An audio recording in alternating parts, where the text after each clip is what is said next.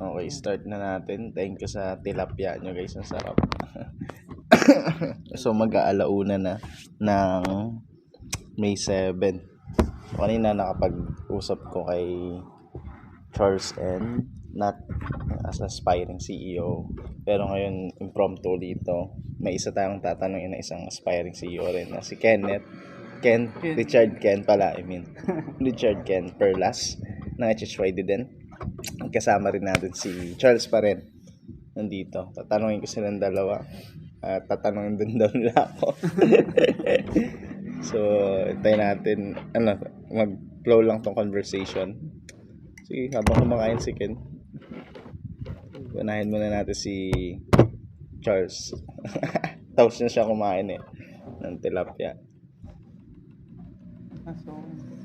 Kanina kanuwento mo na, ang ganda nung sinabi mo, ang ganda rin nung inspiration mo. So, ngayon naman parang alauna, ganyan daw. So, may in-expect ka ba sa during first hanggang 3 months mo dito sa training? Kasi nagtitrain siya guys, nagtitrain siya na web dev, no? Tsaka video editing. Web dev ba? Web design pa lang ngayon. Tapos this year pinaplano mo rin mag-aral sa Kulumban bilang architect. Ayun. So, hindi ko alam kung kailan enrollment mo, pero kwento mo na lang yung expectation mo during first to 3 months mo as a trainee or housemate din ng SYC. So, yan. Para i-detailed mo lang or kung saan let the conversation flow lang. So, sa akin po ba, sabi nga naman, always expect the unexpected. So, sa buhay ko na in-expect ko sa darating na 3 months is mag-grow po talaga ako. Hindi lang basta spiritually but physically and mentally po. Kasi unang-una talaga sa lahat is first time ko po yung ganitong situation. Kaya parang sa una nag-a-adjust pa talaga. But yun, pagkatapos ng 3 months na yun, I know talaga na parang makakasabay na po ako. Tsaka marami na ako matututunan. So, unang-una sa lahat, yung bang adjustment ko rin sa pag-aaral kasi yun, sa June 3 po yun, yung enrollment po namin. So, hindi rin madali po kasi kagagaling lang po namin rin ng kasal po ni mama. Kay mama ko po. Pupunta po kami ng 25, May 25. Ngayong May 25 po. Sa Cagayan. Then, yun doon yung kasal ng 27. Then babalik na naman po dito for enrollment. So yun, masakit po sa akin kasi hindi kami pwedeng magtagal dun sa Cagayan, kaya hindi ko po siya makasama na matagal. Ilang days lang? Baka 2 days lang po yun. Sobrang bilis lang po yun. Tapos yun, enrollment na agad na for college. So, in-expect ko na magiging mahirap talaga yung mga process. Hindi siya magiging madali talaga. Lalo na yung architecture is very parang mahirap po talaga siya. Kasi maraming school na yung walang architecture. Pati yung university sa iba, wala silang architecture. So, dito lang talaga. Tsaka sa Bataan. Bataan and Pampanga po. Sa Pampanga. Kaya, yun, in-expect ko talaga na maging mahirap talaga yung architecture na yun. Kasi, dun nga sa university na yun, sa iba, yung PRIMSA po. University na yun, pero wala pa rin architecture. Kasi sabi nila, yung wala daw, or konti lang talaga yung pumapasa sa architecture. So, mas maraming bilang ng mga buwabagsak. Anong prayer na yan? Kaya ngayon talaga, pinapatatag ko po talaga yun. Yung personal altar ko po talaga kay Lord. Yun talaga yung inaayos ko po ngayon. Kasi, yun without Him, I can do nothing po talaga. Pero, yun lang. Hindi talaga magiging madali yung process. But, yun, naniniwala rin naman ako na si Lord, He's a God of process. So, yun rin, kung may process, He's a God of outcome rin talaga. Kaya, hindi magiging madali yung process, but I know talaga, there's something big talaga na gagawin si Lord sa buhay ko. Pag napagdaanan ko yung process na yan. So, kailangan ko lang siya daanan talaga. Huwag kong takbuhan ba yung mga process na yan. Kasi dyan po talaga ako makapag-learn talaga. Kaya, yun rin. Tapos, isasabay ko pa yung pag-HO. So, yun na naman, struggle na naman yun sa akin. But I know talaga na, yung mga adaptability talaga andun rin. Kaya, Kailan start na school niya? Yun lang po, wala pa pong exact date. Enrollment pa lang. Enrollment. June. Sa June. Next month. June 3. Tapos, yun na yung tuition fee din po dun. Parang, ang laki din po. 30K yata po per sem daw. Minimum. Kasi katulad nga na napag-usapan natin kanina, nagkakapit tayo. Hindi ko naman ni-record yun. Pero if you can believe it, you are halfway there. So, yun lang. Patuloy lang talaga. Maniwala talaga. Kay Lord talaga. Kasi, ang for God nothing is impossible talaga. Yung sabi nga kanina ni Kuya Bian na kailangan mo lang gawin yung natural. Natural. Kay Lord yung super. Kay Lord yung Pag super. pinagsamang partnership mo ni Lord, Kaya maging supernatural. So, yun. the best yun. Makaka-experience ka na, miracle talaga. Kasi yung miracle is supernatural talaga yun. Ayun. So, yun po. Talagang sa part ko po talaga hindi siya maging madali. But I know talaga na si Lord talaga yung nag-orchestrate sa buhay ko. Yung bang siya yung magiging frontliner talaga ng buhay ko. So, yun. Hindi ako mag-worry talaga sa pagdating ng pagtapos ng 3 months na yun. Kailangan hindi ako mag-worry sa process na pagdadaanan ko. Kasi I know talaga na after ng 3 months na yun, may something big na si Lord na gagawin sa us. Hindi lang po sa buhay ko, sa buhay ng ministry at saka sa buhay ng family ko. Kasi I know talaga na gagamitin po ba yung buhay po niya para magkaroon ba ng model po sa church na na pag may nag-start lang na nag-start, dalawa na nag-start, maraming susunod na iba. Kailangan lang talaga makita sa amin na nag-go kami kaya nandyan si Lord para sa buhay namin. Kasi yun nga, marami nang sumubok talaga, lalo na sa church namin, but yun, marami rin talagang nag-stop. Pero nandiyan kayo, yun the best. Nandyan talaga. So I know talaga na gagamitin talaga kami Lord para lang yung buhay po ba namin, para lang maging testimony talaga siya. So yun lang, katulad ng kay Gideon talaga, yung ginamit siya, pero may doubt pa siya sa sarili niya po yan. Pero si Lord talaga yung nagpalabas ng potential na meron siya. Tsaka tawag sa kanya, mighty warrior. The mighty man of valor, the mighty valiant warrior. Kaya yun talaga, I know talaga na si Lord po yung talaga yung magpapalabas ng potential na meron ka. Hindi namin makita nung una, nagda-doubt pa kami sa sarili namin, kaya yun nga, hindi kami makapunta dito ng medyo matagal-tagal, but I know talaga na yung buwaba talaga yung presence ni Lord sa buhay namin, nangusap siya sa buhay namin. Yun na talaga yung starting point ng pagbabago na nagagawin niya. Kailan yun? Ngayon taon lang din. Ngayon taon na po to. Yung kinausap po kami ni Pastor. So, napaka-importante talaga na may presensya ang Lord, may word of God ka, naglilingkod ka, tapos gagawin mo yung bagay na alam mo siya yung nagdadrive para sa'yo. Yung purpose-driven, no? Opo. Kaya, pogi talaga. Kasi presence of God inside Presence talaga. of God inside. Kailangan talaga na po i-push namin talaga. We are meant to move forward naman talaga. Kaya yun, we are created to move forward talaga. So kailangan talaga i-push po talaga. Kasi I know talaga na si Lord naman nandyan. Yung push, pray until something happens po talaga. So yun, pray and then samahan pa ng fasting. So I know talaga na hindi talaga kailangan mag-worry kasi pag mayroong prayer and fasting, mayroong ring humbleness na mangyayari. So, yun, inaayos ni Lord yung namin, yung puso po ba namin. Kasi once na, syempre, sabi niyo po kanina na pwedeng ibigay naman ni Lord ng instant yung pinagpipray mo. Pero, pag hindi maayos yung kalooban, parang, andun pa rin yung pride. Baka yun pa yung kasira. Yung pa rin yung kasira mo kasi may pride nga pa nangyayari. So, I know talaga na through prayer and fasting talaga, yung bang hinahumble ni Lord yung sarili namin na kung wala siya sa buhay namin, hindi namin makakayanan lahat ng bagay. Tapos bro, di ba nabanggit mo, during that 3 days fasting, ano yung pinaka-memorable na ginawa ni Lord sa'yo? Or yung sinagot ni Lord na panalangin mo? Yung kinakusap po kasi ako ni Pastor Jan yung during sa fasting po namin na Pastor Roy po, dyan sa fasting po namin na kasi yung mama ko nga po yung aalis po siya.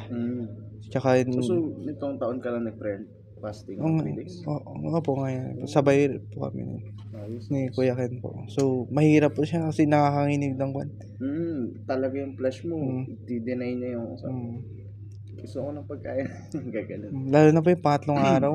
Yun talaga. Crucial po talaga siya. Pero yung napagtagumpayan yun, nakita ko po yung ibang pagbabago rin sa sarili ko. Kasi nakita ko na so, ibang fasting talagang breakthrough ka rin when it comes sa mindset, when it comes sa perspective, when it comes sa yung preparation mo rin. Preparation po.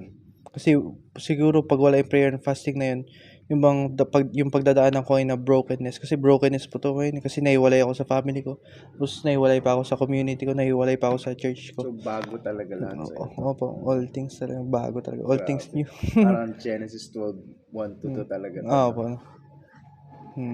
Kaya yun, napakagaling ni Lord na ang pinakita niya talaga, yung bang naging example siya na pag may prayer and fasting talaga, yung bang magagawa lahat ng mga bagay, basta lang mag-trust sa Kanya. Grabe. So, yun lang. Kailangan ko lang talaga pagdaanan tong wilderness na to.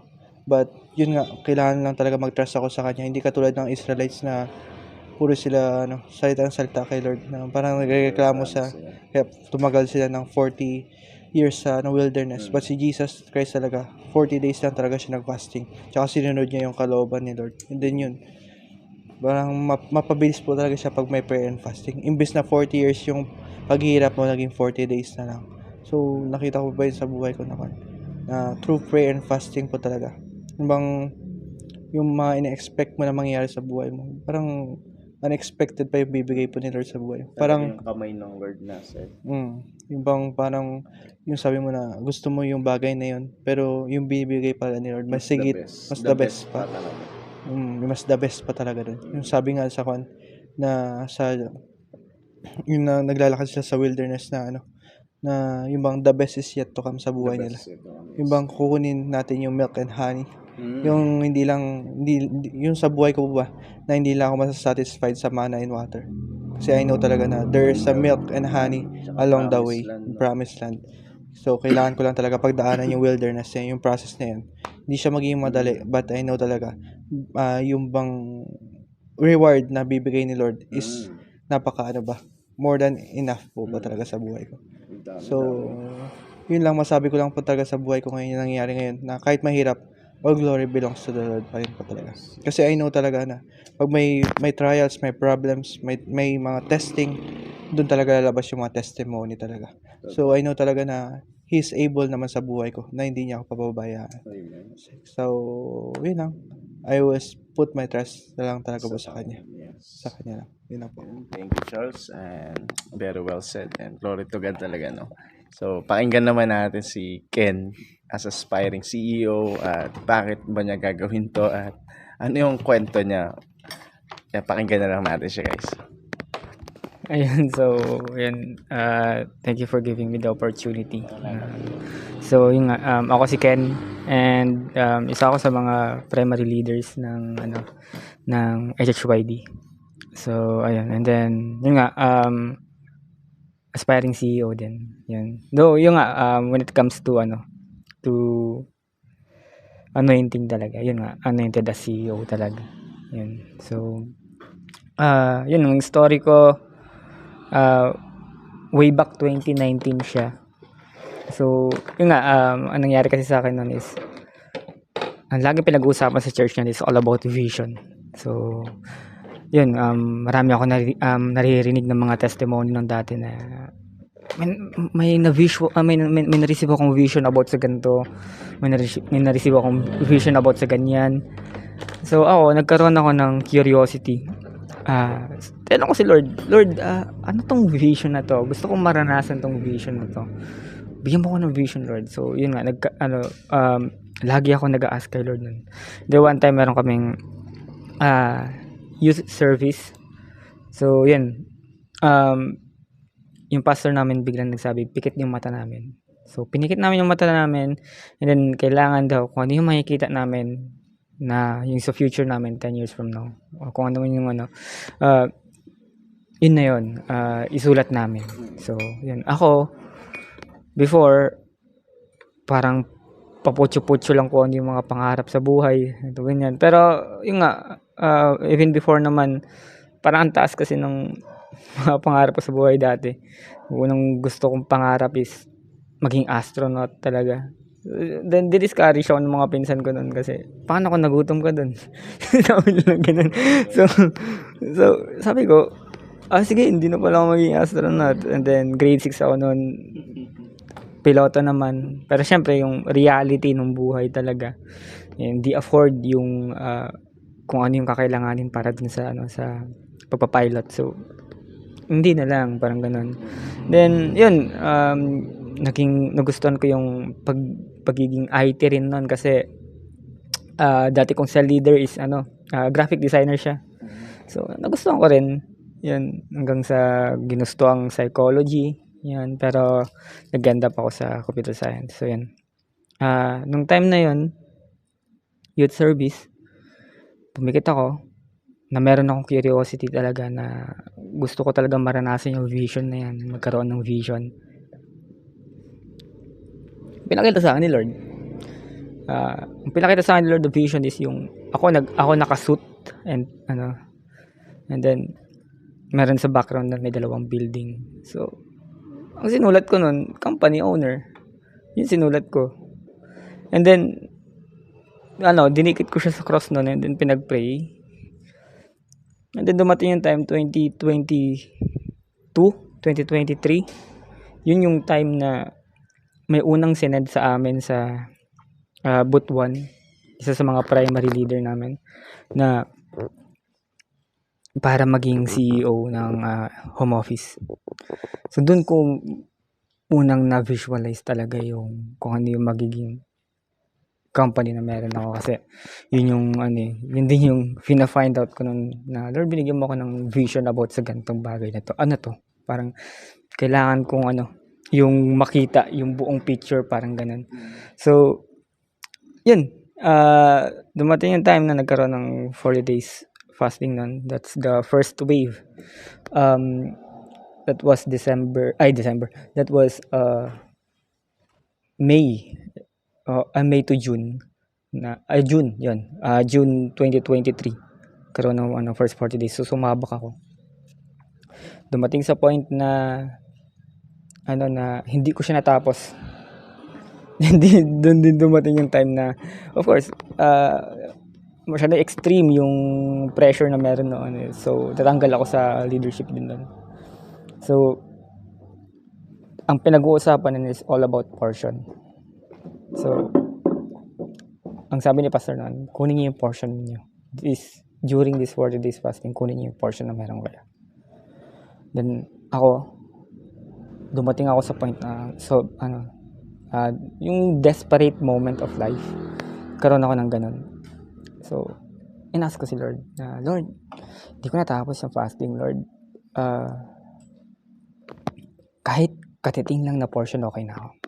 Kumain ako sa kanya.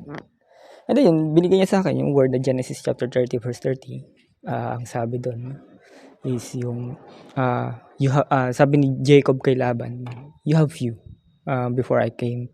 And then, nung dumating na siya, nag-multiply. So, na-bless siya in every situation, in every aspect of his life. Yun talaga. Lumago siya nung dumating si Jacob sa buhay niya. So, ang pinakaunang nag-strike talaga sa akin nun is, ganito yung magiging, ko. Ito yung portion na meron ako.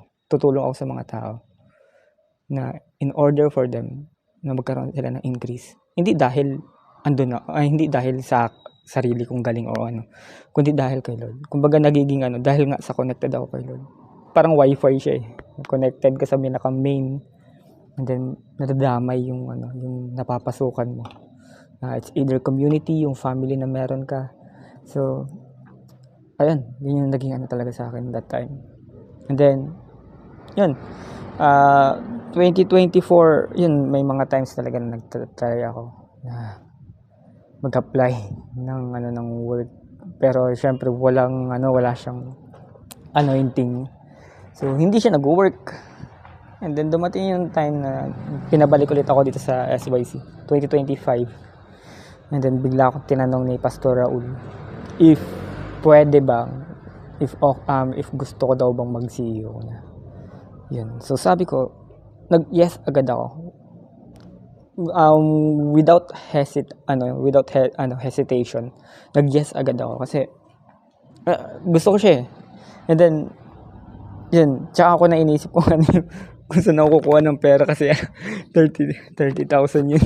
So yun, but ito yun na-realize ko lang din na whenever that you are having this kind of leap of faith na tinatawag, andun yung provision ni Lord.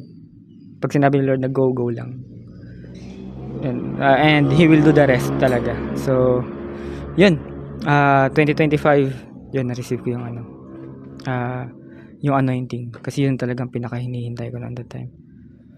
Then yan, ngayon I'm going nag-undergo ako dito sa training na for 3 months, and I'm really expecting talaga na yun, na magkaroon na ng client talaga.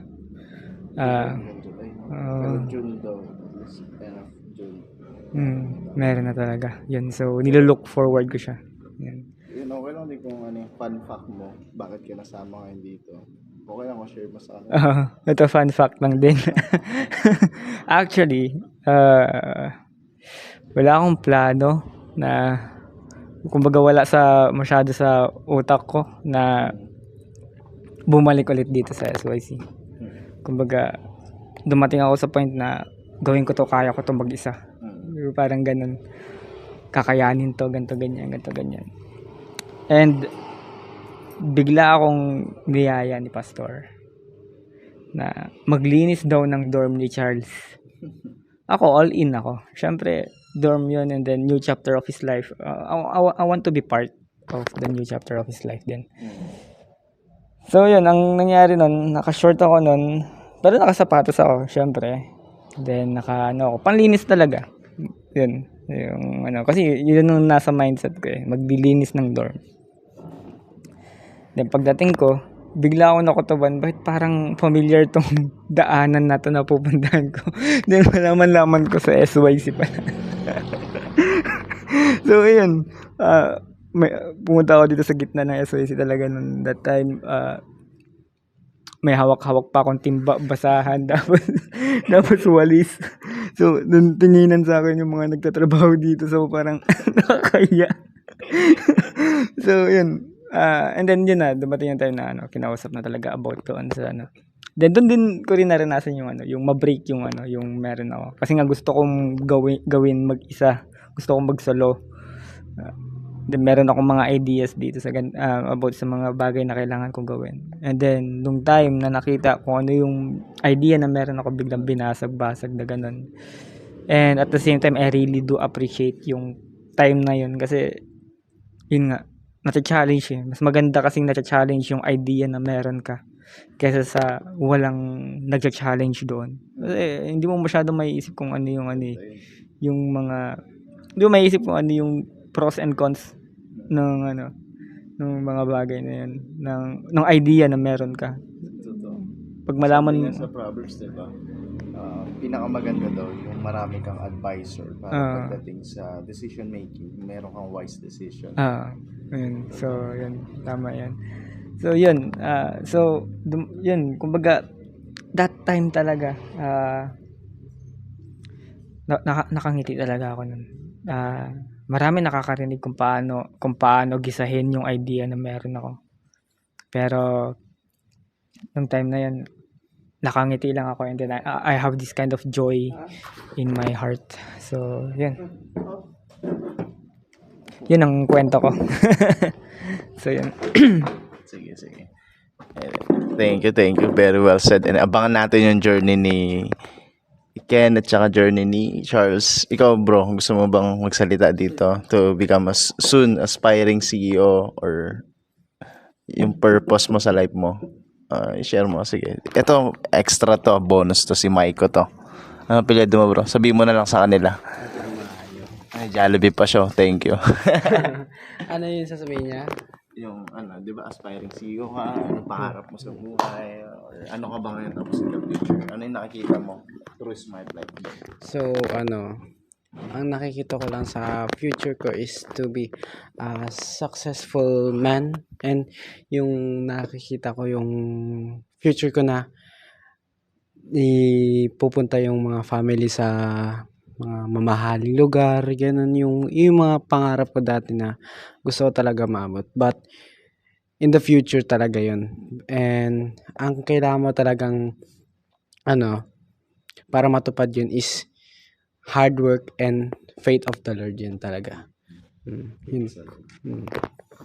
Grabe, napaka-quick yan, tsaka impromptu yan. Kakain na siya ng Jollibee sana dito, pero yan, abangan din natin si Maiko. So, anong grade mo na?